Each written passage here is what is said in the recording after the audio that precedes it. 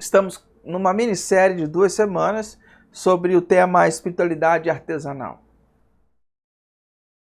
Na semana passada nós falamos sobre o trabalho feito à mão e hoje nós vamos falar sobre conservação. Por que esse tema, espiritualidade artesanal, o que isso tem a ver com a gente? O que eu quis dizer com isso? Primeiro, espiritualidade é o não físico, o mundo oculto no interior do ser humano, certo? E artesanal tem a ver com um processo para fazer algo com respeito aos ingredientes, cuidado no preparo, sem preocupação com volume, né? E que busca educar e promover a experiência. Então, quando a gente junta esses dois termos, uma espiritualidade artesanal pautada na nossa mentalidade cristã, então a espiritualidade artesanal é o como moldar o nosso interior e formar o caráter de Cristo em nós. É esse fazer de mão na massa, de dia a dia, de não produção industrial, de produção artesanal, de como nós somos e podemos ser transformados. Então, na semana passada, nós conversamos sobre como que se dá esse trabalho feito à mão.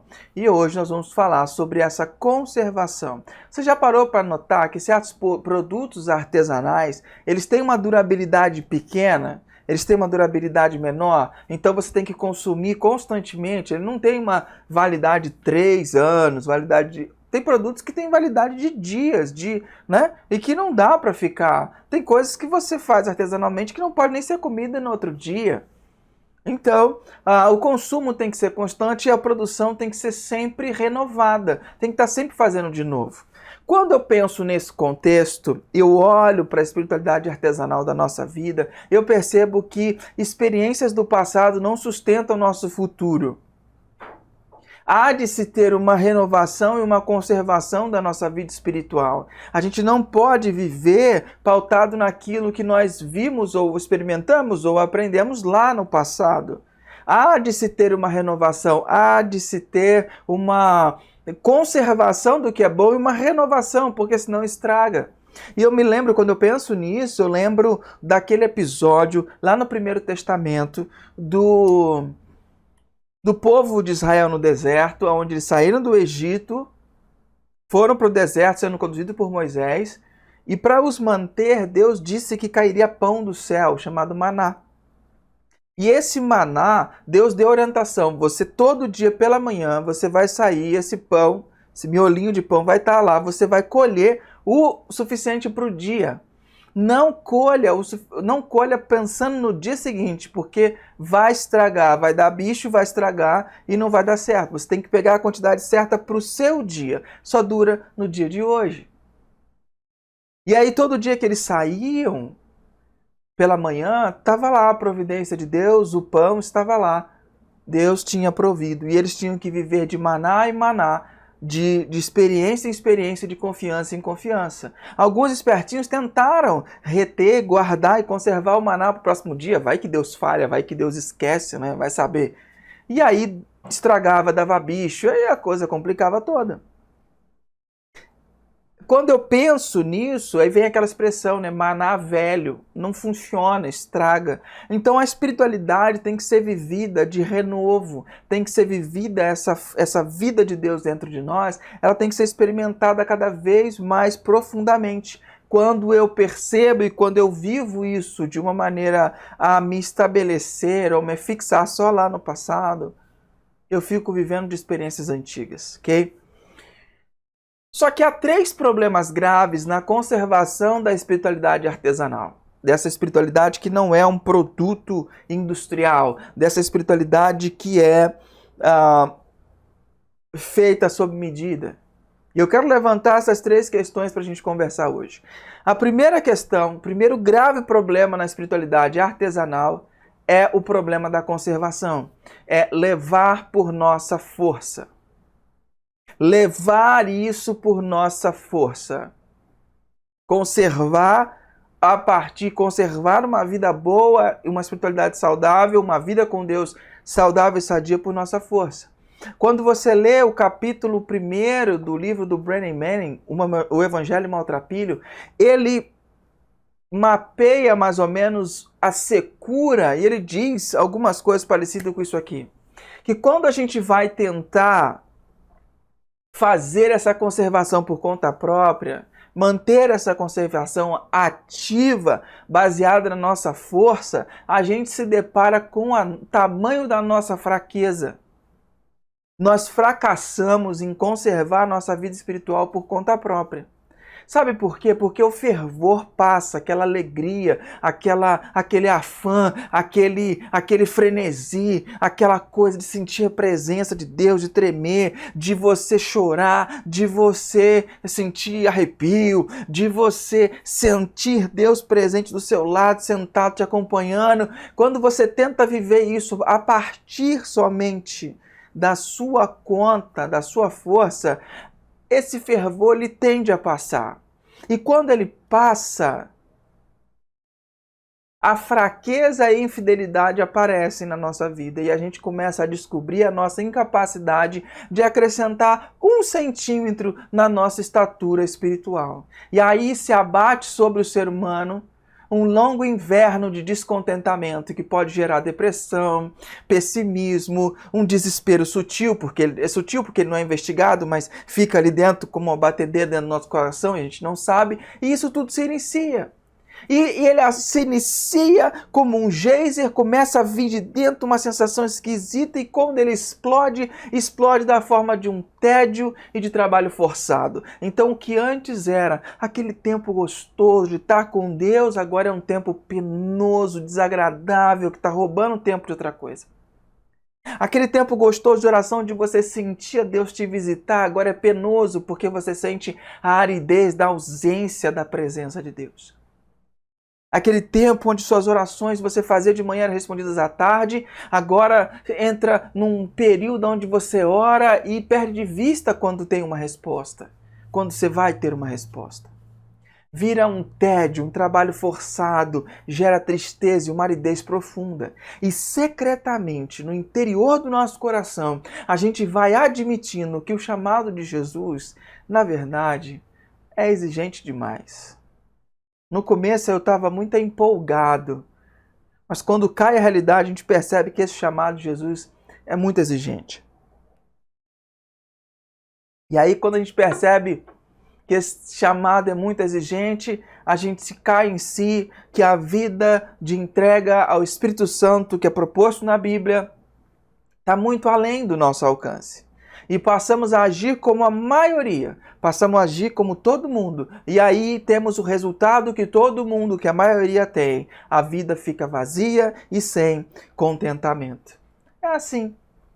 Quando a gente tenta fazer isso por nossa própria força, fica mais ou menos desse jeito, mais ou menos assim. Você consegue identificar a sua vida mais ou menos assim? Consegue identificar mais ou menos isso na sua história, na sua vida, em algum momento? Isso se dá porque há algo muito errado na nossa visão sobre Deus. Muitas vezes, quando a gente vai para um tempo de separação para com Deus, a nossa visão para com Deus é como se ele fosse um velhinho barbudo e que fica torcendo para que a gente apareça nos tempos de devoção, torcendo para que a gente esteja lá orando e experimentando estar com ele. Nós tomamos as rédeas do processo de transformação da nossa vida. Nós achamos que somos realmente os únicos responsáveis por ter uma vida transformada. Então nós ansiamos impressionar Deus. Tentamos nos consertar de qualquer jeito e escondemos a nossa mesquinharia que tenta brotar. E aí nós nos afundamos na culpa. E na prática, nós começamos a negar o Evangelho da Graça. Nós não nos vemos como pecadores redimidos que ainda estão em batalha. Ou nós nos vemos como supervencedores ou como fracassados. Nós somos vitoriosos, porém em batalha, mas nós não nos vemos assim.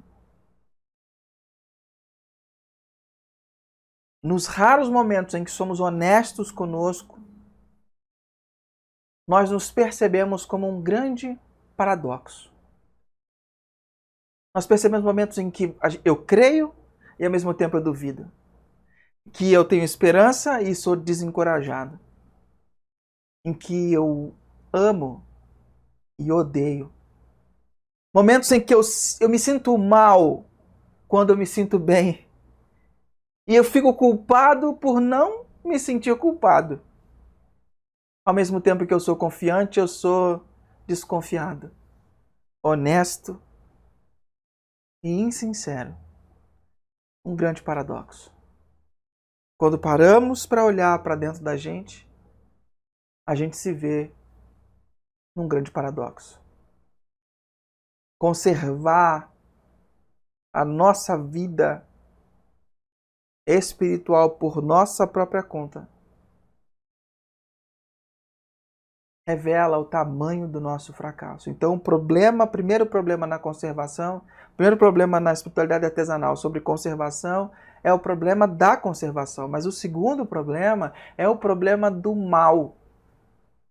É acreditarmos que o mal não nos alcançará. Parece que ninguém jamais consegue assegurar para si uma vida de sucesso, alegria e bênção continuamente. Já percebeu? Sempre alguma coisa. Parece aqueles filmes que quando a coisa está indo muito bem, alguma coisa ruim vai dar. Já teve aquela sensação? Você está assistindo um filme, a coisa está indo muito bem, a câmera dá aquele ângulo, você fala, ih, ferrou, vai dar ruim. E se a gente fizesse o melhor de nós? Se a gente vencesse todas as nossas falhas e imperfeições, se a gente nos tornasse sábios, a gente se tornasse muito sábio e entendedor de Deus e do coração humano.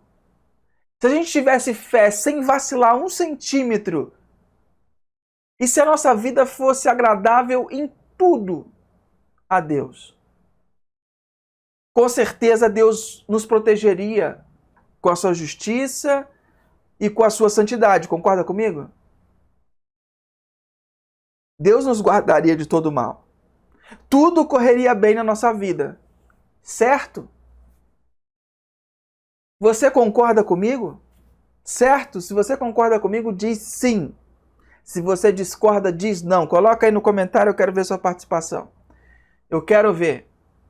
Primeira enquete da manhã. Vou ler de novo, se nós vencêssemos todas as batalhas e imperfeições, se nos tornássemos sábios, entendedores de Deus e do coração humano, tivéssemos uma fé que não vacilasse nem 1 centímetro e uma vida agradável em tudo a Deus, Ele nos protegeria e sua própria santidade e sabedoria guardariam a nossa vida. Daria tudo certo em nossa vida, certo?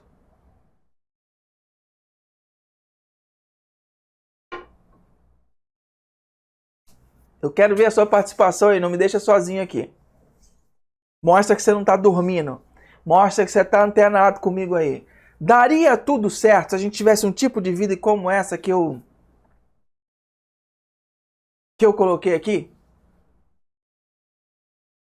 Vamos lá, participa comigo. Participa comigo. Coloca aí. Coloca, bota o dedinho nervoso aí, vamos lá. Quero ver o que você acha. Se a gente tivesse uma vida perfeitinha. Se a gente tivesse uma vida integral, sábio, entendedor de Deus, com uma fé que não se move nem 1 centímetro,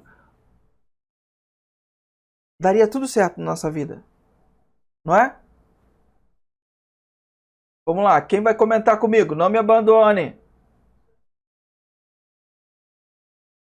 A Regiane comentou aqui, não, pois o próprio Jesus disse que nesse mundo teríamos aflições. Ih, rapaz. Regiane deu um cheque aí, hein? Quem discorda da Regiane? Ou quem concorda com a Regiane? Mas se a vida tivesse certinha, Rê, sabe, andando no prumo, sem pecados, tudo certinho, Deus não ia cuidar da gente, ia dar tudo certo. A Cida também falou que não ia dar tudo certo. Ô, gente, pelo amor de Deus. E o pior é que a Regiane e a Cida estão certas. Não daria tudo certo. Deixa eu te mostrar alguém que fez isso, que viveu a vida inteira sem errar. Olha só, olha o que diz sobre ele. Mateus capítulo 3. A Rosana falou que concorda com a Regiane. Mateus capítulo 3, versículo 13 até o 4, versículo 1 diz: Naqueles dias, Jesus foi da Galiléia até o rio Jordão, a fim de ser batizado por João Batista. Mas João tentou convencê-lo a mudar de ideia, dizendo assim: Eu é que preciso ser batizado por você, e você está querendo que eu o batize? Mas Jesus respondeu: Deixe que seja assim agora, pois é dessa maneira que faremos tudo o que Deus quer. E João concordou. E logo que foi batizado, Jesus saiu da água, e o céu se abriu, e Jesus viu o Espírito de Deus descer como uma pomba e pousar sobre ele. E do céu veio uma voz que disse: Eis o meu filho querido, que me dá muita alegria. Então o Espírito Santo levou Jesus ao deserto para ser tentado pelo diabo. Percebe? Se você não percebeu muita coisa aqui nesse texto, perceba uma coisa só. Uma coisa. A palavra no versículo 4, capítulo 4, versículo 1. Então. Aqui nós vemos a única pessoa da história do mundo que de fato viveu uma vida correta, uma vida de fato perfeita e que mereceu o pleno amor de Deus. Esse homem fez por merecer de verdade uma passagem livre pelo sofrimento e inconveniência. No entanto, deu tudo terrivelmente errado na vida dele. O Tim Keller, no livro Encontros com Jesus, ele fala assim: ninguém está livre de provações e tribulações. Na verdade, é o que costuma acontecer com pessoas a quem Deus ama muito. Por isso, faz parte do seu plano, com frequência, misterioso e bom para nos converter em algo grande. Você percebe o que Tim Keller está dizendo? Esse contexto da vida de Jesus é só o primeiro assalto da luta. O Júnior falou assim: melhor eu concordar com a mulherada. Você já sabe, Júnior, isso aí.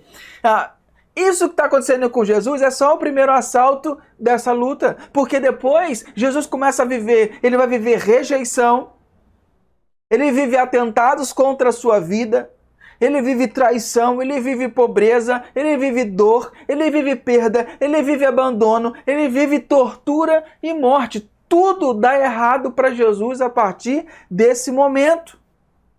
O Marcos e a Márcia estão dizendo assim, também achamos que não, porque ele nos protege a gracia mesmo não sendo perfeitos e não merecendo. A contribuição do Marcos e da Márcia. Percebe? Tudo começa a dar errado na vida deles. Gente, eu adoro quando vocês participam, viu? Fico muito feliz, é muito legal ter essa troca, é muito bacana. Mas tudo começou a dar errado. Jesus acaba de ser batizado, Jesus não tinha feito nada de errado.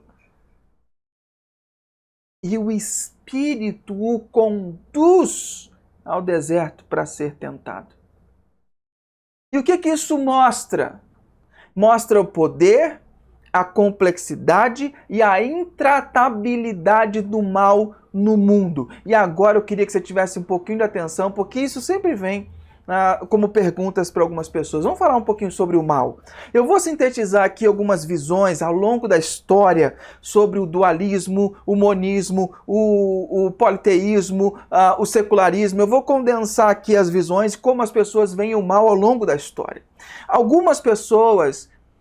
para algumas pessoas, para alguns pensamentos, alguns filósofos, enfim, ao longo da história, tá? Para uns, o universo é fruto de forças violentas e incontroláveis. Surgiu de explosões, de combustões. Big Bang, pum, explosão. E o ser humano é fruto de uma evolução e sobrevivência do mais apto. Para essas pessoas, como que elas entendem o mal? Para eles, violência não tem cura, pois ela é o tecido de toda a realidade. Nós nascemos a partir dos choques de explosões, de combustões, de atritos. Já outros pensadores, ao longo do tempo, pensaram no mundo que é composto estritamente sobre coisas materiais. Não há alma, não há espírito, não há demônio, não há anjo. E se a pessoa é uma pessoa má, vamos sempre investigar o que aconteceu na vida daquela pessoa para ela poder ser assim. E qual é a solução para esse tipo de pessoa? Para o primeiro grupo de pessoa não há solução, correto? Não tem solução porque o mal faz parte do tecido da realidade. Mas para esse grupo há uma forma de você tratar o mal. E qual é? A gente lida com o mal educando os ignorantes, transformando os sistemas sociais, oferecendo melhor tratamento psicológico ou farmacológico para as pessoas. Ou seja, se a gente tratar isso, o mal é sempre algo físico, é algo tratável, é algo que está dentro do ser humano, é fruto de algo que ele passou. No fundo, nós nos apegamos à ideia simplista de que se formos bons, tudo correrá bem na nossa vida. Porém, as forças demoníacas existem e cabe raciocinar que a bondade e a piedade verdadeiras, na realidade, não afugentam o mal, e sim atraem o mal e incitam o mal. Esses poderes querem atacar quem vive a bondade e a piedade. É justamente isso que está acontecendo no relato aqui de Jesus. Percebe? E por que é importante a gente compreender melhor o mal? Por que é importante falar disso? Porque toda vez que a Bíblia trata sobre o mal, a linguagem dela é de batalha. E numa batalha, se você não sabe de onde vem o ataque, se você desqualifica o adversário ou julga mal o poder do adversário, você pode perder a batalha para o seu inimigo. Então, para a gente enfrentar o mal, nós necessitamos responder a 3 perguntas básicas. Quem é o inimigo? Onde é a linha de frente? E qual é a nossa melhor defesa nessa luta? Lembra do contexto onde nós estamos? Nós estamos falando, só para você não perder o fio da meada, nós estamos falando sobre um dos problemas, o segundo problema na conservação da nossa espiritualidade é achar que o mal não vai nos alcançar. E às vezes nós achamos que o mal não vai nos alcançar porque nós temos alguma dessas duas visões. Ou porque a maldade faz parte da realidade, e se eu for bom as coisas não vão nada acontecer. Ou que eu tenho essa outra visão de que não existe nada além de material e tudo é tratável. E a gente acaba se apegando nisso, achando que o mal não vai bater a nossa porta. Mas a gente precisa entender o mal, os efeitos do mal, para a gente conseguir entender o que afeta, o que ataca a nossa espiritualidade, a nossa maneira de viver, ou a forma com que a gente pode conservar a nossa espiritualidade. E para a gente entender o mal, a gente precisa entender. Para a gente enfrentar o mal, a gente precisa responder 3 perguntas. Quem é o inimigo? Onde é a linha de frente? E qual é a nossa melhor defesa? Você está me acompanhando? Está fazendo sentido? Você está comigo? Ou você já se perdeu, está lá atrás? Você está comigo aí? Se você tiver, eu vou continuar. Se você não tiver, perdeu a linha, coloca a pergunta aí, coloca a sua dúvida, eu vou te responder para você estar junto, porque a gente tem que ir igual um trem. A gente tem que ir todo mundo junto, caminhando. Então a primeira pergunta que a gente tem que aprender a responder é: quem é o inimigo? Quem é o inimigo? A Bíblia, eu te apresentei 2 visões da cultura sobre como que as pessoas enxergam o mal. E agora eu vou te apresentar a visão da Bíblia. A Bíblia enxerga o mal, tem a visão do mal real. Se é verdade que existem forças demoníacas, então o mal no mundo não pode ser reduzido a uma simples escolha humana. Existem mesmo forças espirituais do mal no mundo e por trás de todas elas uma inteligência sobrenatural singular, que ao longo do tempo tem vários nomes e a Bíblia chama de Satanás, diabo, inimigo e vários nomes. A gente não pode confinar o mal às escolhas humanas ou aos sistemas sociais, ou aos problemas psicológicos das pessoas, ou à simples falta de estudo das pessoas. Tampouco a gente pode adotar a perspectiva do bode expiatório que o mal é primordialmente causado pelas outras pessoas. Aquelas outras pessoas, elas podem pertencer a outra raça, a outra classe, a outra nação, a outra religião ou a ideologia política. A Bíblia diz que o mal é tanto natural quanto sobrenatural, que ele está tanto dentro quanto fora de nós, que é sistêmico, tanto no sentido individual quanto social. Como é que funciona isso? A Bíblia diz que nós temos uma maldade intrínseca dentro de nós, adquirida lá no Jardim do Éden quando nos desconectamos de Deus, e o pecado passou a existir e nós morremos espiritualmente. E esse dano só vai ser redimido lá na eternidade, quando Deus nos der novo corpo, quando Deus transformar tudo que somos. Então, até então, nós temos uma propensão para o mal. Porém, há uma outra figura do mal fora da gente, que estava lá no Éden, que foi exemplificado na figura da serpente, do inimigo, do diabo. Então eu não posso simplesmente achar que o mal está nos comportamentos ou está nas deficiências psicológicas ou na falta de educação das pessoas. Não, a Bíblia me diz de forma diferente. E principalmente a Bíblia me adverte, aqui eu quero que você preste muita atenção também.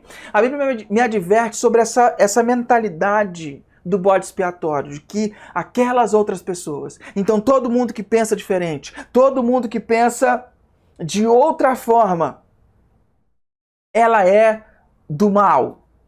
E isso faz a gente ficar numa forma tão quadrada que a gente procura culpar o outro. E a gente, quando procura culpar o outro, porque a gente entende que o mal vem daquela pessoa, ou daquela ideologia, ou daquele partido político, nós começamos a entender já que se ele representa o mal, o oposto dele representa o bem. Então nós nos tornamos partidários e vamos para o oposto. E começamos a achar que o outro lado é o bem. E ficamos nessa luta do bem contra o mal, jogando pessoas contra pessoas. Isso acontece no cenário político. Quando você tem afinidade com ideias de esquerda, você começa a achar que os da direita são inimigos, são provedores do mal, que eles querem o atraso da sociedade, que eles querem amarrar a sociedade nos seus costumes e travar a evolução da sociedade. E quando você é de direita, você começa a olhar para a esquerda e olha aqueles caras que são liberais e que querem perverter todos os bons costumes e começam a achar que eles são os provedores do mal. Começam a achar que aquelas pessoas é que promovem o mal, que querem atrapalhar e estragar tudo que é bom e de precioso, os bons costumes. E aí nós ficamos polarizados politicamente, ideologicamente, quando na verdade a Bíblia diz, meu querido e minha querida, o mal está nos dois lados. O mal está nos dois lados. A corrupção no nosso país não pertence a partido A, B ou C. O mal é sistêmico. A corrupção é endêmica. Todos nós estamos sujeitos ao mal, porque ele está dentro de nós e é também personificado por uma inteligência singular, sobrenatural. E aí o Rossini faz uma pergunta muito importante aqui. Ele coloca assim, podemos chamar o Covid de mal? O Covid, assim como outras doenças, peste bubônica, outras epidemias que nós tivemos, ela é fruto de um sistema decaído. Ele é fruto de um sistema, não é o próprio mal em si, mas é fruto da rebeldia do ser humano quando se desconectou de Deus e a morte entrou no mundo. Então, quando a gente começa a morte a entrar no mundo, nós começamos a experimentar dimensões da morte. Por exemplo, no mundo de Adão e Eva, antes da queda, não havia doença. Eles eram imunes. Eles foram criados para serem imortais. Mas todas as doenças, tudo que é ruim, tudo que é tragédia, só passou a acontecer depois da ruptura do ser humano para com Deus. Então o Covid é fruto É fruto de um mundo caído. É fruto da consequência do ser humano. É fruto, talvez, vou hipotetizar aqui, é fruto, talvez, de uma sociedade que não é igualitária e faz com que pessoas comam animais silvestres e se exponham a esse tipo de situação. É fruto, talvez, de um sistema global em que não divide as rendas. E aí a gente tem essa separação de países mais ricos e países mais pobres, e aí joga certos países em certas situações que acabam trazendo consequências para o mundo inteiro. O mal no mundo, o mal das pessoas. Nós precisamos entender e aprender a responder isso. Quem é o inimigo? Quem é o inimigo das nossas almas? 2. A sua natureza pecaminosa que quer sempre atentar contra Deus, que sempre te puxa para você não ir para a devoção, que sempre te puxa para você fazer escolhas contra Deus, que sempre te puxa para você se rebelar contra Deus, e a influência externa do maligno que está sempre colocando situações para desviar a gente do caminho de Deus. E o desvio dele é bem sutil, nós vamos abordar isso aqui mais para frente. Não sei se ficou claro, Rossini. Se não ficou, coloca aí, por favor, que a gente aborda esse tema. A segunda pergunta que a gente tem que fazer é: aonde fica a linha de frente dessa batalha? Nós já falamos sobre o inimigo. Onde fica a linha de frente dessa batalha? Perceba no texto. Deus acaba de assegurar a Jesus de que ele é filho amado, ele é filho querido e que dá toda alegria. Na mesma hora ele é retirado e vai para o deserto. O que acontece lá em Mateus capítulo 4? Ele é tentado depois de alguns dias, aí o inimigo fala o que para ele? Se você é filho de Deus, transforma essa pedra em pão. Ele começa a tentar o inimigo, ele investe justamente sobre esse ponto que Deus tinha acabado de afirmar para Jesus ali no batismo. O diabo pede a Jesus que exija de Deus prova do seu amor e do poder que o investe. Você só pede demonstração de confiança se há dúvida, concorda? Você só pede garantias financeiras para um determinado negócio se há dúvidas. Correto? O diabo queria impedir. Ele quer impedir que eu e você creiamos que Jesus é de fato o Filho de Deus e Salvador do mundo. Naquele momento, ele quer que Jesus perca a certeza, a confiança da plena aceitação de Deus, do seu amor paternal e incondicional. Essa é a linha de frente. Porque preste atenção, quando ele diz, este é meu filho querido ou meu filho amado, dependendo da tradução, Deus está se remetendo ao Salmo número 2. E no Salmo número 2, narra sobre um rei messiânico que virá acabar com o mal no mundo. Só que a segunda frase de Deus, este é meu filho querido, meu filho amado, que me dá muita alegria, em quem eu tenho todo prazer, ou que eu me agrado, ele se remete já a Isaías 53. Em Isaías capítulo 53, o livro do Primeiro Testamento do profeta Isaías, aonde tem profecia sobre um ser misterioso, um servo sofredor, que um dia viria para sofrer pelas transgressões do povo. O que Deus está querendo dizer com essa junção dessas duas frases? Ele está querendo mostrar para a gente que Jesus não é apenas um homem bom, que nos ensina a viver por suas palavras e exemplos. Ele também não é um mero rei celestial que veio destruir o mal de uma vez só, numa tacada só. Porque se o mal está arraigado dentro da gente, Jesus viesse acabar com o mal de uma vez só, ele ia ter que acabar com a gente também. Percebe? Mas não, mas Jesus ele é um rei que vem não para ocupar um trono, mas para ocupar a cruz. E o propósito dele de não ocupar o trono e sim ocupar a cruz é que possamos receber o amor de Deus como um dom. Quer dizer que podemos ter a certeza da nossa condição de filhos amados, filhos queridos de Deus, e de que em Cristo nós nos agradamos dele e ele se agrada da gente. Percebe o que Jesus veio fazer? E aí, quando eu estou nessa condição, automaticamente eu me afasto daquilo que desagrada o Pai. por amor, não por obrigação, não por força, não naquela aridez daquela obrigação que lá no começo a gente falou que mina a nossa alegria, mas por amor. E à medida em que eu vou me afastando das coisas que desagradam ao Pai, me aproximando cada vez mais das coisas que Deus me aponta, os temores vão sumindo, as ansiedades vão sumindo, as inseguranças se dissipam e nossa autoimagem se apoia em um amor que não podemos perder. A nossa autoimagem se apoia em algo sólido em que jamais poderemos perder. Só que Satanás quer impedir a todo custo que pessoas venham adquirir esse poder. Então como é que ele trata? Aos que não creem em Jesus, Satanás procura manter essas pessoas cegas para quem é Jesus de verdade. E às vezes apresenta um pseudo-Jesus. Às vezes apresenta um Jesus do Discovery History, um Jesus de pastor de televisão. Satanás quer manter as pessoas afastadas de quem é Jesus de verdade. Essas pessoas que não creem. Só que tem um outro grupo de pessoas. Aqueles que pensam que creem. Esses que pensam que creem, Satanás quer manter essas pessoas na ignorância do Evangelho da Graça. Satanás quer manter essas pessoas ainda numa relação de troca com Deus.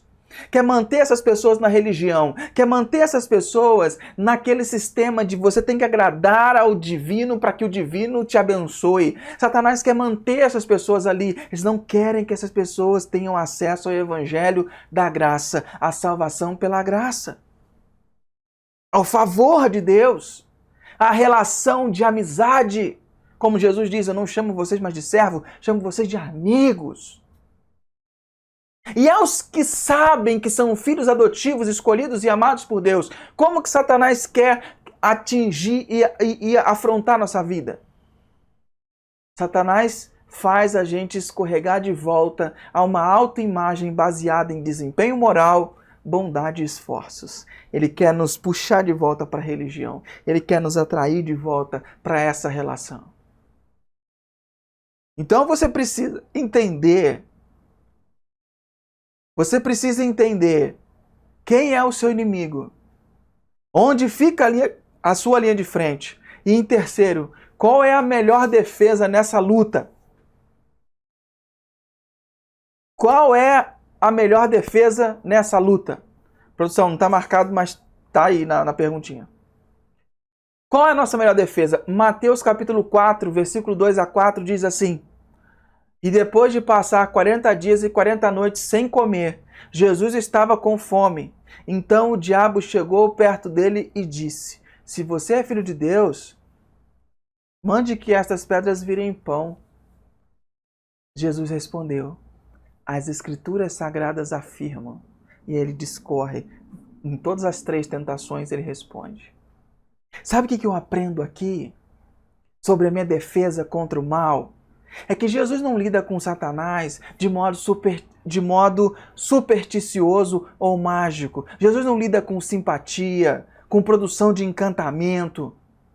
Não, Jesus lida com a verdade. A melhor defesa é a prática da verdade. Satanás quer destruir nossa compreensão da verdade. Mais que isso, ele quer afetar as crenças do nosso coração. E isso é muito sério. Satanás quer afetar as crenças do nosso coração. E quando eu falo do coração, biblicamente, o coração é a base das suas emoções. Coração é a fonte dos seus compromissos. É onde está a sua esperança e a sua confiança. Do seu coração flui o seu modo de pensar, os seus sentimentos e as suas ações. Satanás quer afetar as crenças aí no cerne do seu ser. Tim Keller diz: aquilo em que o coração confia, a mente justifica, as emoções desejam e a vontade implementa. Cara, presta atenção. Aquilo em que o coração confia, a mente justifica, as emoções desejam e a vontade implementam. Ao atravessar momentos de dor ou choque, O que sai da sua mente e boca é o que há de mais primário em seu ser. Percebe aonde Satanás quer atacar? Você percebe aonde ele está tentando atingir a sua vida? E aí eu te pergunto, se Jesus, que é Jesus, não ousou enfrentar essa vida, não ousou passar por essa vida, sem um conhecimento profundo da Bíblia, na mente e no coração, como que você vai passar por essa situação? E aí a gente percebe uma deficiência muito grave nas nossas vidas. O J.C. Ryle, ele tem uma fala muito importante e pertinente para esse assunto. Ele diz assim, o verdadeiro cristianismo é uma luta. Hoje existem uma enorme quantidade de correntes religiosas no mundo que não são o cristianismo verdadeiro, genuíno. É considerado aceitável, satisfaz a consciência sonolenta, mas não é um bom investimento. Milhares de homens e mulheres vão à igreja todos os domingos, mas você nunca os vê lutar pela religião que professam. De luta espiritual e empenho e conflito e abnegação e vigilância e guerra, eles não conhecem literalmente nada. Absolutamente nada. Vocês estão comigo aí? Vamos passar para o nosso terceiro problema na conservação da nossa vida, da nossa espiritualidade artesanal. O terceiro problema é o problema da renovação. Nós não temos repertório. Como é que Jesus formou esse ritmo de vida de conservação e de renovação? Alguns estudiosos olharam para a vida de Jesus e descobriram 6 tradições da espiritualidade na vida de Jesus.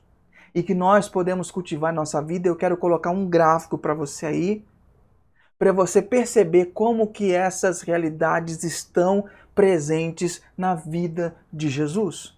Como que ele criou capacidade de renovar a sua espiritualidade.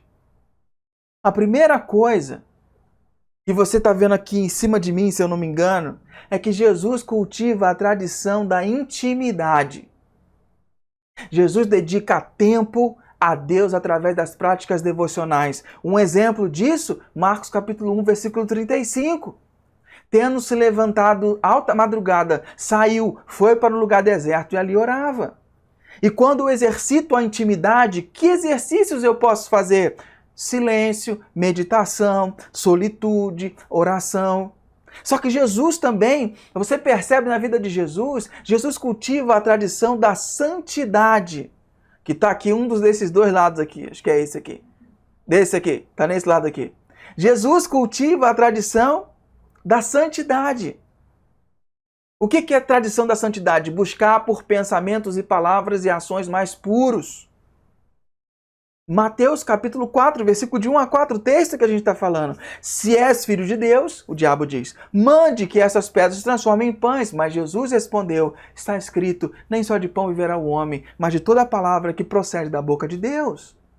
A busca pela santidade, que exercícios eu posso ter? Jejum, confissão, oração de purificação, busca por pureza de coração.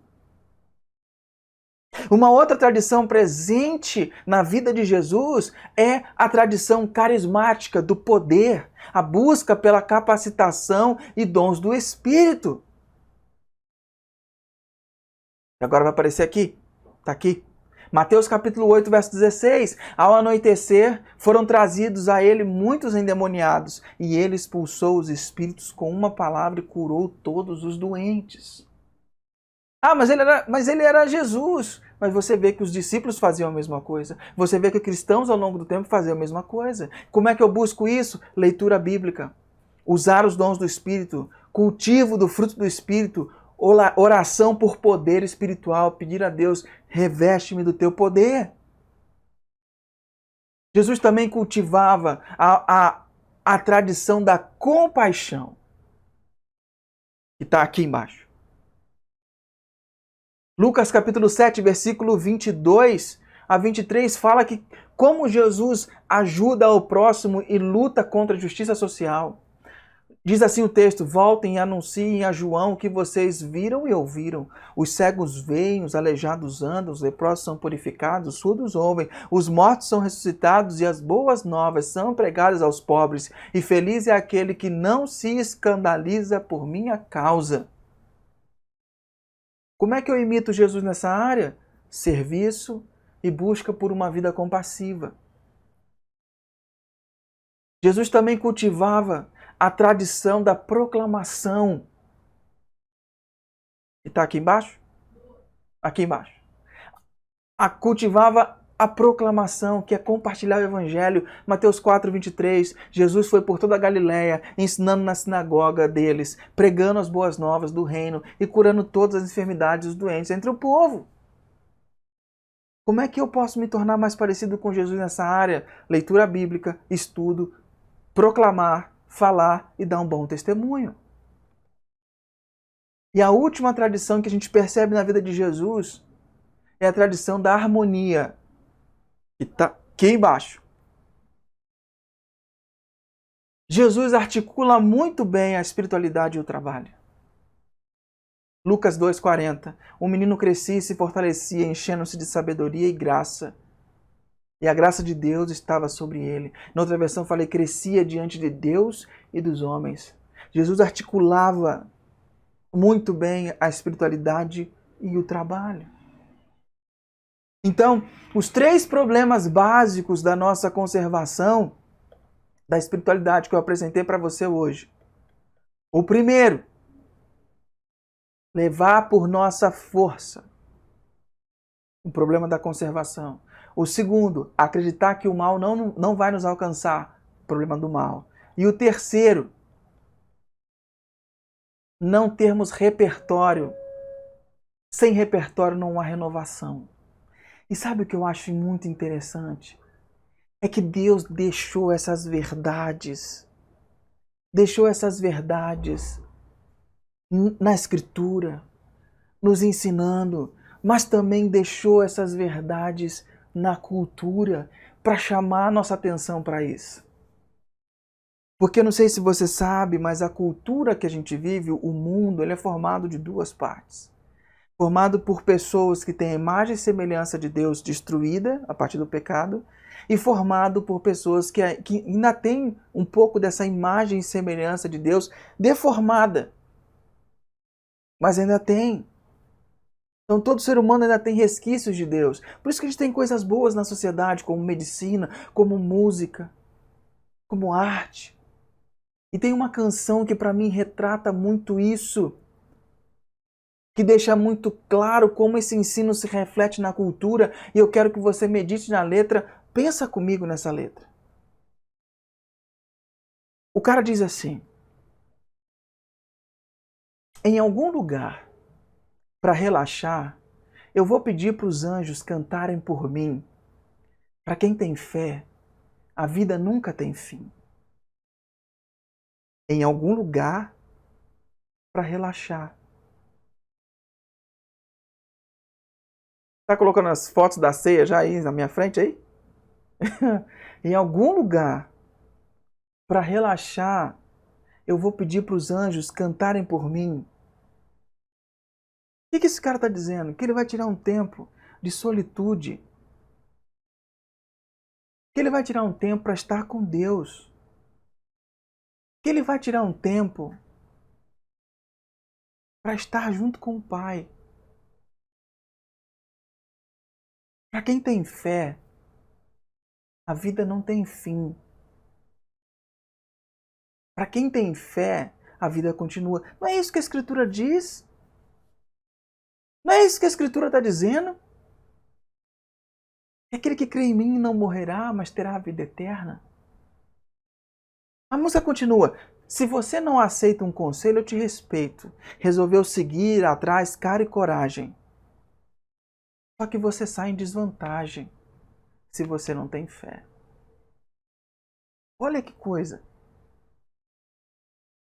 Se você não quer o meu conselho dessa manhã, eu te respeito. Se você quer ir fazer a sua própria conservação, vai. Na cara e na coragem. Só que você está em muita desvantagem.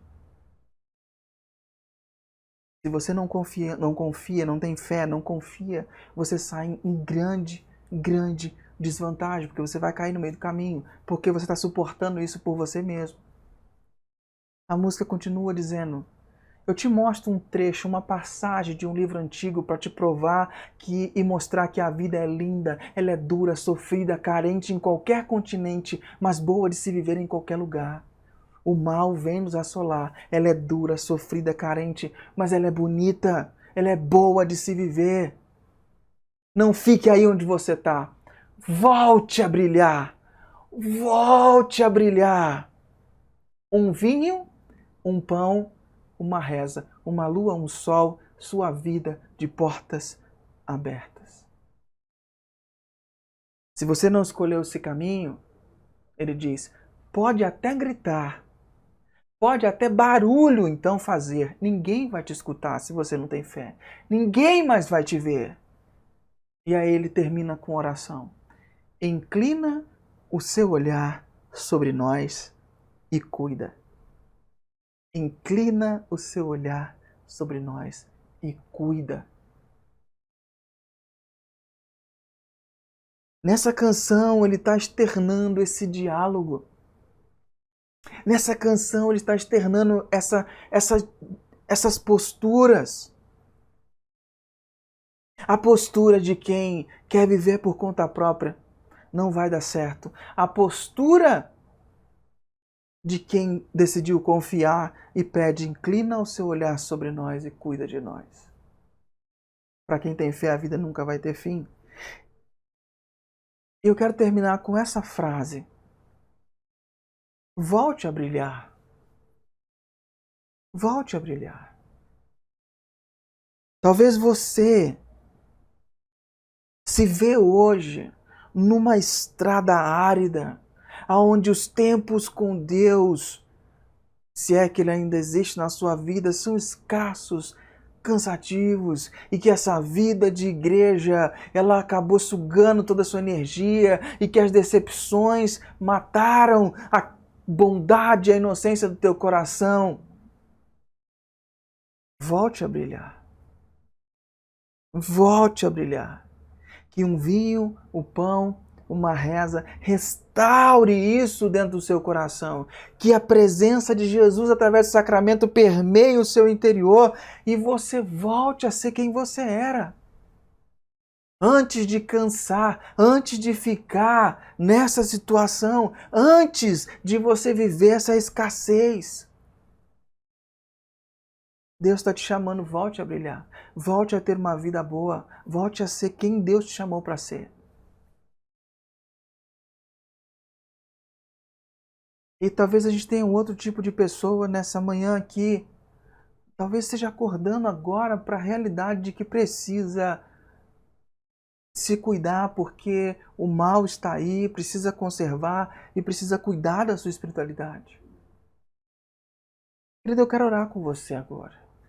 Se Deus está chamando você para voltar a brilhar, se Deus está chamando você através dessa música do Rapa, chamada Anjos, através dessa mensagem, se Deus está te chamando de volta para esse caminho, para você refazer a sua espiritualidade artesanal, eu quero orar com você e pedir para Deus trazer um renovo e um avivamento sobre sua vida árida e seca, que venha chover sobre a sua vida nesse momento, que possa brotar e que a chuva possa vir e fazer esse terreno ser fértil de novo. E se você está nesse ponto, eu quero chamar você para orar comigo. Feche seus olhinhos, vamos orar. Senhor Deus, nós te pedimos que faça chover em nós novamente. Faça chover em nós. Renove, Pai. Faça com que a gente volte a brilhar. Renova a nossa vida espiritual, traz de volta para si, convence o nosso coração e traz-nos cativo ao Senhor. Renova a nossa inocência, renova a nossa sensibilidade, renova a nossa vida com o Senhor. Queremos ser e viver contigo aquilo que o Senhor tem para nós. Restaura esse meu irmão, essa minha irmã. Traz de novo um renovo, um avivamento para essa vida. Traz, Pai, coloca dentro do coração uma paixão por Ti, um amor, Pai, grandioso pelo Senhor. Renova essa paixão, renova esse amor.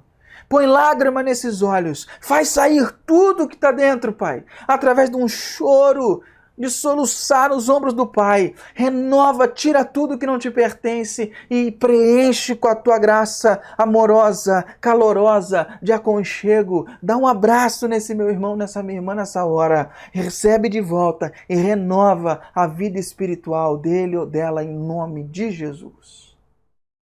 Amém.